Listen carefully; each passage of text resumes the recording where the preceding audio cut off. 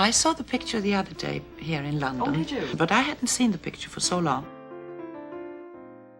And it was amazing how good that picture was. To see it again now with the marvelous actors that were in every small part. So I understand that a picture like that has become really, as you say, a cult picture.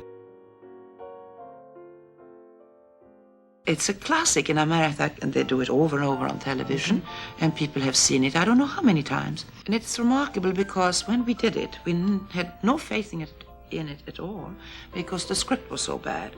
And it was written day by day. There was nothing clear about it, and we didn't know where we were going, and I didn't know which man I was supposed to really love, so they say, can't you do the love scenes just a little in between? Don't put too much seriousness in it, because we really don't know with which man you're going to end up. And I said, but how am I going to do that? And they said, well, you know, play it cool. And then in the end, they said, we're going to shoot it both ways. And when we came to the end, the first ending was that I went away with my husband in the plane and flew off, and they said, this is it. We don't have to do the second ending because this is just fine. So to the very end, they didn't know what the picture was going to be. And then cutting it all together with all the difficulties and the arguments and the rewrites, here comes this absolutely beautiful movie. In the final version of Casablanca, you did go off with Paul Henreid. Yes, what did you instinctively feel would be the best? Oh, I would have liked to have stayed with Humphrey Bogart.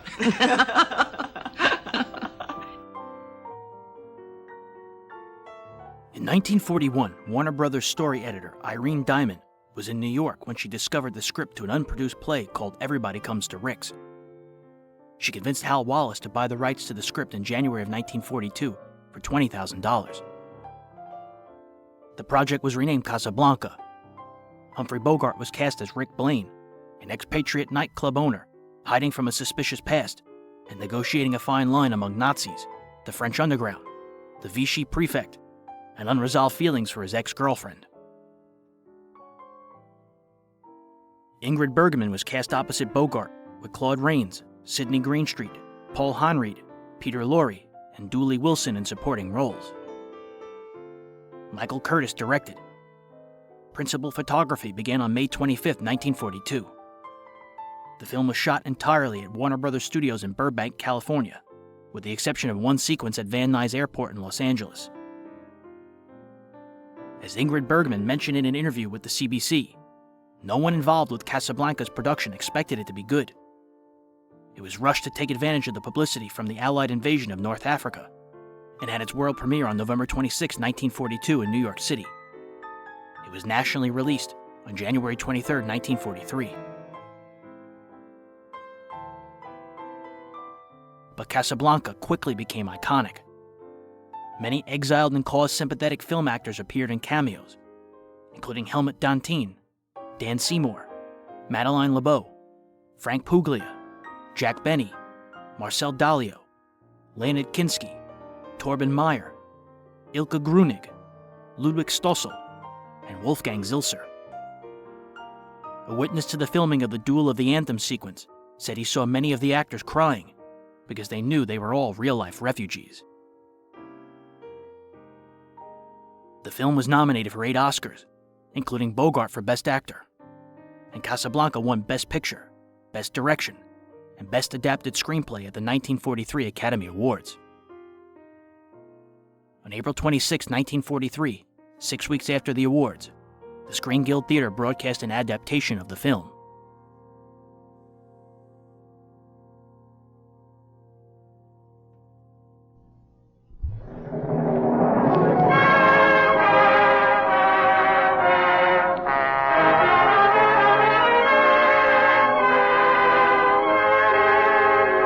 Lady Esther presents the Screen Guild Players.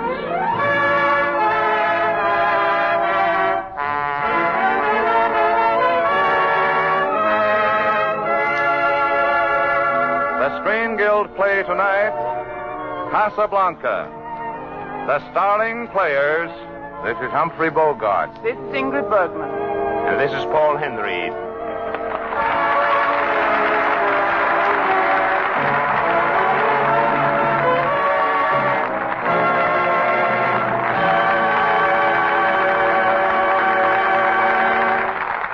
Tonight, the Astor presents the Screen Guild Players in Warner Brothers' exciting story of romance and intrigue in wartime Africa, Casablanca, with the original stars of the picture, Paul Henreid as Victor Laszlo, Ingrid Bergman as Ilse Lund, and Humphrey Bogart as Rick Blaine.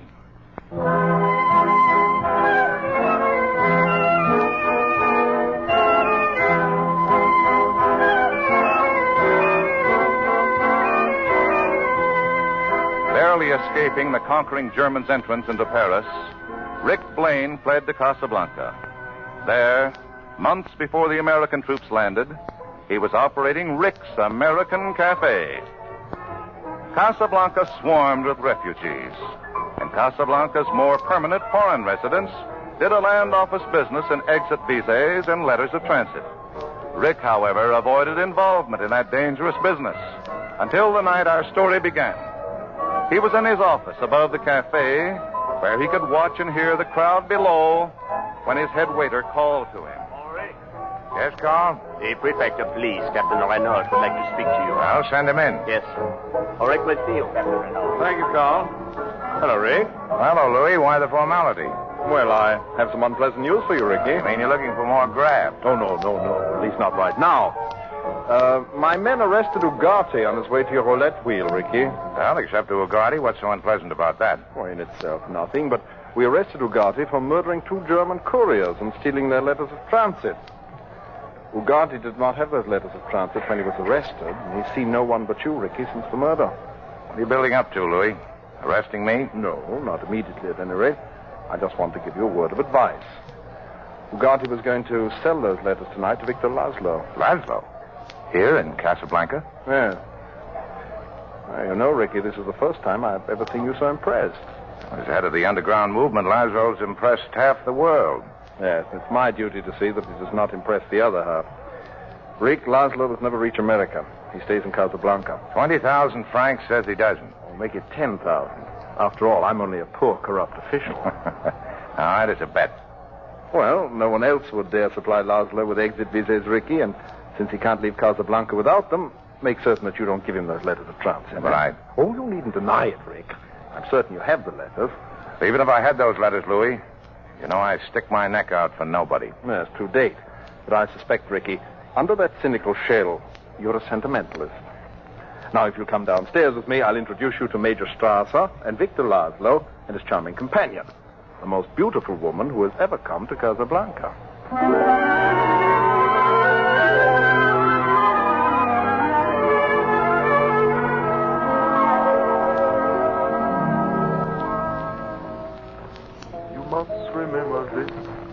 A kiss is still a kiss. A sigh is just a sigh. The fundamental things apply as time goes by. Sam! Yes, boss? I thought I told you never to play that song again. Well, boss, you see, I didn't really... Sam's not to blame, Rick. I asked him to play it. You? Hilda? Yes, Rick. Ilsa. What are you doing in Casablanca? Just traveling through with Victor Laszlo. Where is he? He'll be right back. He's looking for someone. Well, I found your wandering escort, Mademoiselle Lund. Ricky, I have the honor of introducing... We're old acquaintances, Captain Renaud. Oh, you know each other? Well, then, Ricky, do you also know... This is Mr. Victor Laszlo. Well, here's a great deal about Rick in Casablanca. And about Victor Laszlo everywhere. I congratulate you. What for? Oh, your work. Thank you. I try. We all try. You succeed. I can't get over you and Mademoiselle Lund knowing each other, Ricky. Under the circumstances, it worries me. Well, it needn't. Let's see, Rick. The last time we met... Was it La Belle Aurore? How nice you remembered.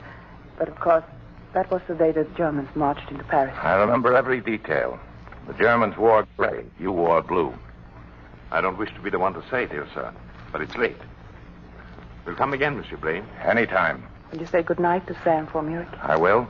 There's still nobody in the world who can play as time goes by like Sam. I'll tell him.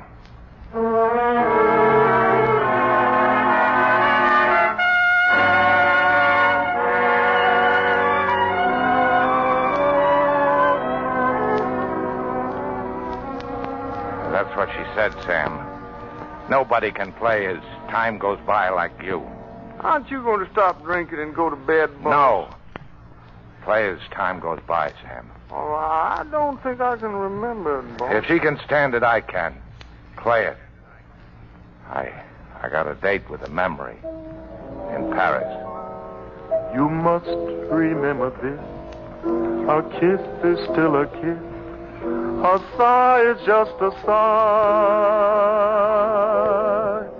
The fundamental things apply. That's right.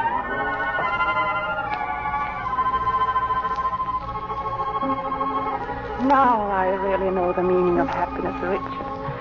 It's being here in Paris with you. And the German army 50 miles away. Who are you really, Ilse? What were you before you came to Paris? At the beginning, we said no questions, Richard. You know, I can't help wondering why I should be so lucky. Why I should find you waiting for me to come along. Why there is no other man in my life? Well, that's easy. There was. He's dead. I'm sorry. I know we said no questions. I'll never ask another. Richard, you must leave Paris before the Germans arrive. You're on their blacklist. Their roll of honor. Oh, don't joke, Richard. You must leave. No. We must leave. Yes, of course. Oh, now, the train for Marseille leaves at 5. Hey, why don't we get married in Marseille? No. Oh, that's too far ahead to plan. Ilse, what's the matter? Nothing, darling. Nothing.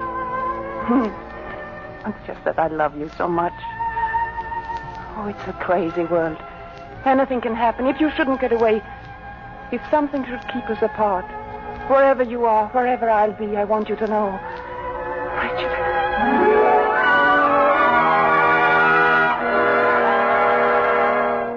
Kiss me as if it were the last time.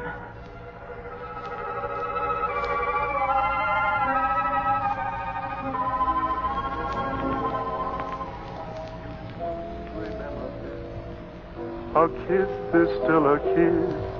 A sigh is just a sigh. The fundamental things apply. Boss, wake up. Boss, you gotta wake up. That lady's here. And this ain't no memory in Paris. She's right here. You're as drunk as I am, Sam. No, he's not, Rick. I'm here. I left Victor at the hotel and came back. I have to talk to you. Funny about your voice, how it hasn't changed.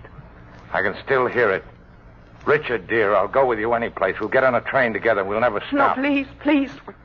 I can understand how you feel. You understand how I feel. How long was it we had? I didn't count the days. Well, I did. Every one of them. Mostly I remember the last one.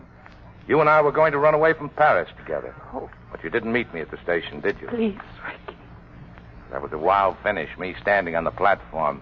The last train about to pull out. But you didn't show up, and Sam had to push me on the train. The Rick I loved in Paris would let me explain, but this Rick, looking at me with hatred. I'll be leaving Casablanca soon. We'll never see each other again. You'll see me before you go. No, Rick. Oh, yes, you will. Some night you'll lie to Laszlo and come to me. No, you see, Victor Laszlo is my husband. And was, even when I knew you in Paris.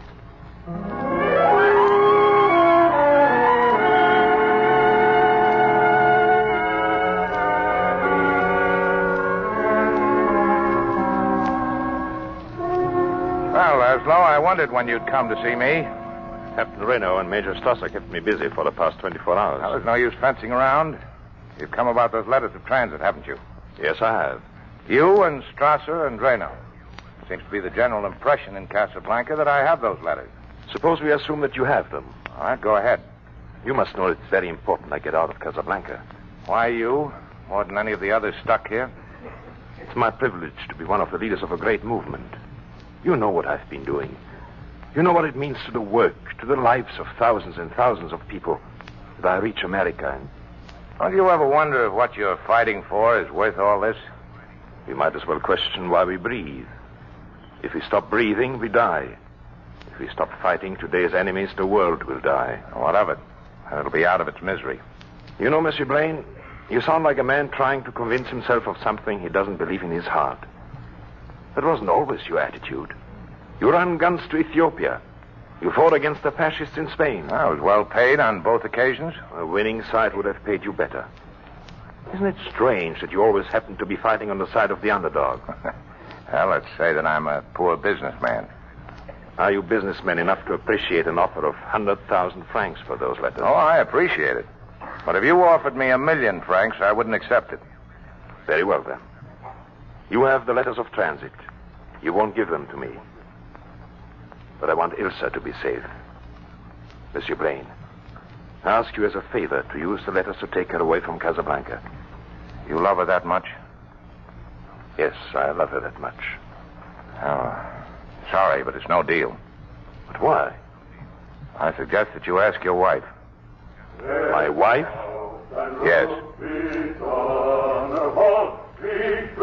Who's singing that song?